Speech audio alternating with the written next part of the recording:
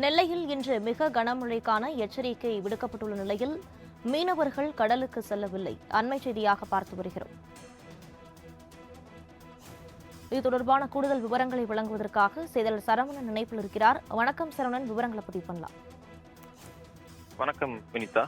நெல்லை மாவட்டத்தில் அக்னி நட்சத்திரம் ஆரம்பித்த நாள் முதலே இன்று வரை தற்போது லேசான முதல் கனமழை பெய்து வருகிறது. இந்த சூழ்நிலையில் வருகின்ற மே 18 மற்றும் 19 ஆகிய தேதிகளில் திருநெல்வேலி, தூத்துக்குடி, தென்காசி மற்றும் கன்னியாகுமரி ஆகிய மாவட்டங்களுக்கு இந்திய வானிலை மையம் சார்பாக ஆரஞ்சு அலர்ட் விடுக்கப்பட்டிருக்கிறது. அதனை அடுத்து தற்போது நெல்லை மாவட்டத்தில் இன்று மிக கனமழைக்கு வாய்ப்பு இருப்பதாகவும் வானிலை மையம் சார்பாக நமக்கு எச்சரிக்கை விடுக்கப்பட்டிருக்கிறது. இதனைத் தொடர்ந்து நெல்லை மாவட்டத்தில் மீனவ கிராமங்களான இடிந்தகரை, உவரி மற்றும் திசைன்விளை ஆகிய பகுதியில் சுமார் 1200 நாட்டு படகுகள் கரையோரம் நிறுத்தி வைக்கப்பட்டிருக்கிறது.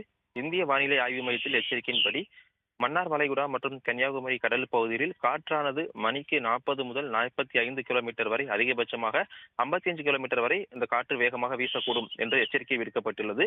மேலும் கனமழை முதல் மிக கனமழை நெல்லை மாவட்டத்தில் இன்று பெய்ய வாய்ப்புள்ளதாகவும் தெரிவிக்கப்படுகிறது. எனவே மீன்வளம் மற்றும் மீனவர் நலத்துறை சார்பில் அறிவிக்கப்பட்டதை தொடர்ந்து மீன்வளத்துறை அறிவிப்பை ஏற்று இன்று நெல்லை மாவட்டத்தில் மட்டும் சுமார் 10 கடலோர கிராம மீனவ கிராமத்தை சேர்ந்தவர்கள் சுமார் 8000 நாட்டு படகு மீனவர்கள் இன்று கடலுக்கு மீன்பிடிக்க செல்லவில்லை.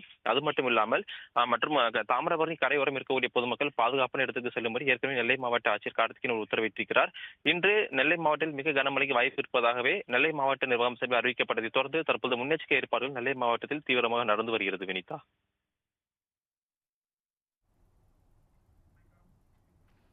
விரிவான விவரங்களுக்கு நன்றி சரவணன்.